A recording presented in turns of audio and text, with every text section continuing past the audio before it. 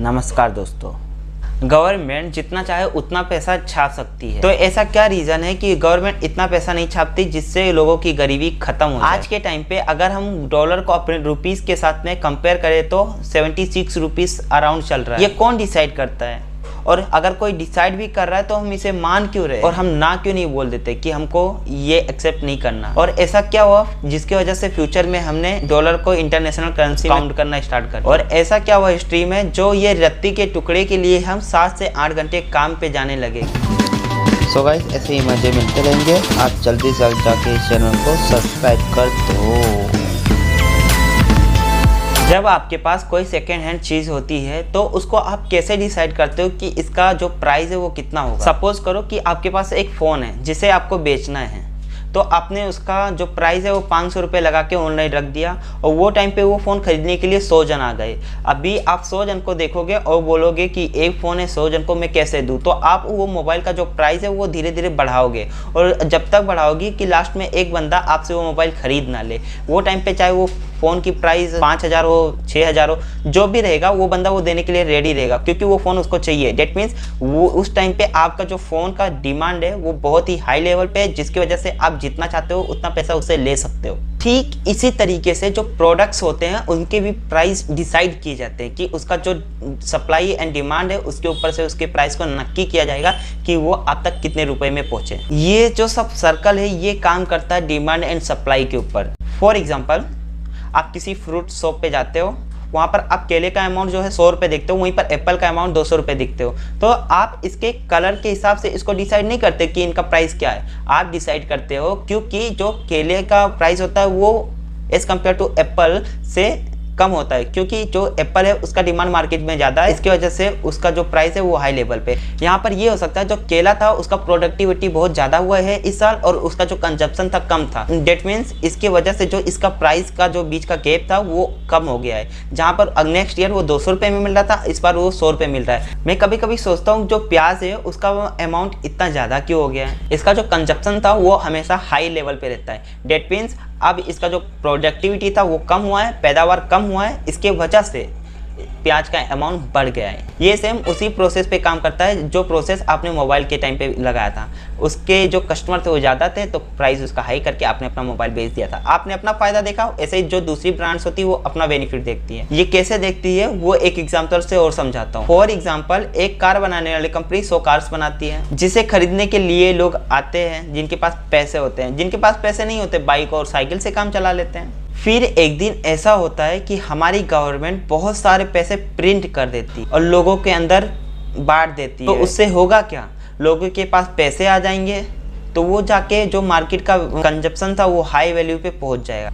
तो वो टाइम पे जो 100 कार बना के रखा है उसको खरीदने वाले 10,000 जन आ गए।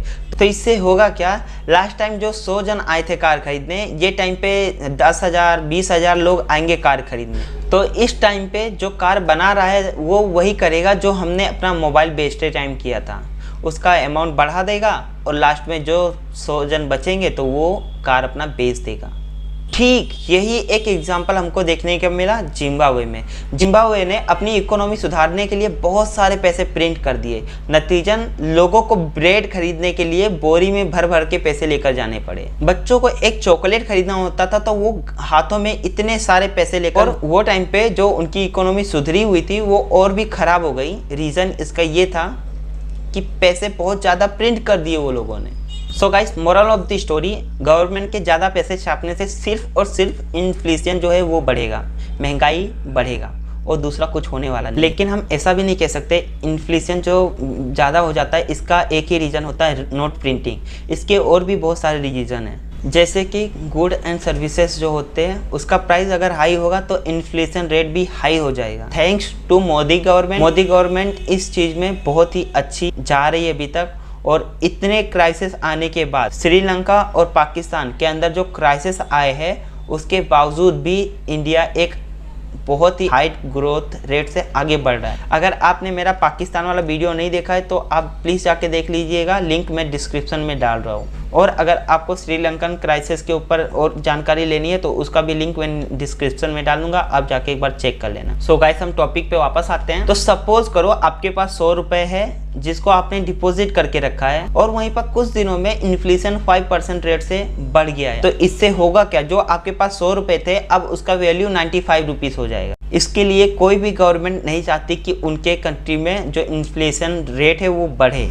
सो गाइस ओवरऑल अगर आप हिस्ट्री में जाके देखो कि महंगाई क्यों बढ़ रही है तो उसका रीजन आपको पता चलेगा। सो गाइस फाइनेंस में हर एक छोटी से छोटी चीजें डिमांड एंड सप्लाईज पे आके रुक जाती है, लेकिन हमें उससे ज़्यादा ज़रूरी है ये समझना आखिर पैसा है क्या। तो आगे जो ये कॉन्सेप्ट मैं आपको समझाऊंगा इसमें आपको क्लियर हो जाएगा। सो गाइस आपको ओवरऑल वर्ल्ड में लोग पैसे क्यों देते हैं, तो इसका सीधा सा आंसर है कि आप वो पैसे के बदले उनको कोई वैल्यू देते हो या उनका कोई काम करके देते हो, इसके लिए वो आपको पैसे देते हैं। ऑफिस में पैसे जब भी मिलते हैं जब आप उसके बदले उनको कोई काम करके दो, तभी वो आपको पैसे देंगे। और उसी तरह से एक दुकानदार को पैसे तभी मिलेंगे जब वो अपने कस्टमर को कोई ना कोई सामान उसको दे, तभी कस्टमर उनको पैसे देगा। पहले के टाइम पे अनाज और गेहूं देकर लोगों से काम कराया जाता था। उसके बाद धीरे धीरे लोगों ने उन चीज़ों पे इंटरेस्ट दिखाना स्टार्ट कर दिया जो चीज़ खराब नहीं होती थी और लंबे टाइम तक चलती थी, और उसके ऑप्शन में गोल्ड एक सही विकल्प रूप में सामने आया।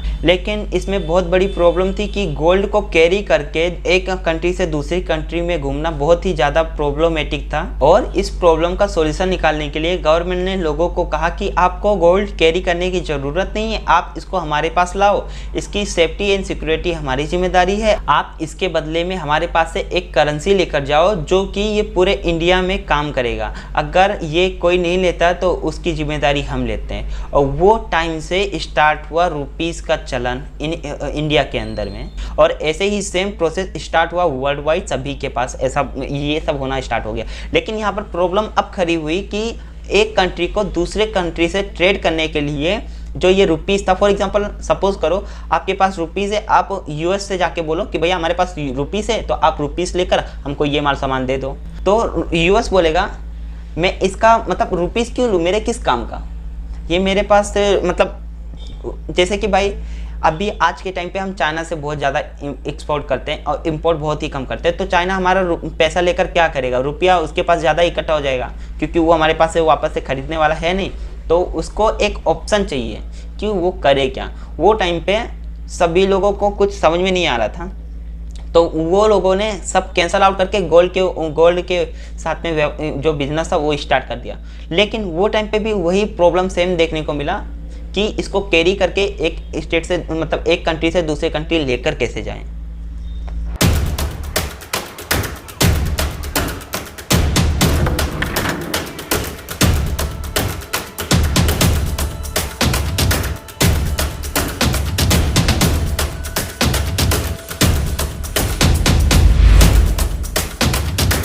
चलो ये तो इंडिया के अंदर की बात हुई कि हम अपने रुपीस को इंडिया के अंदर रन कर सकते हैं, लेकिन एट द सेम टाइम वही पैसा हम पूरे वर्ल्ड लेवल पे बाहर की कंट्रीज के साथ में हमको ट्रेड करना है, उसके साथ में ये प्रोसेस हम क्यों नहीं कर पाते हैं, इसका क्या रीज़न है?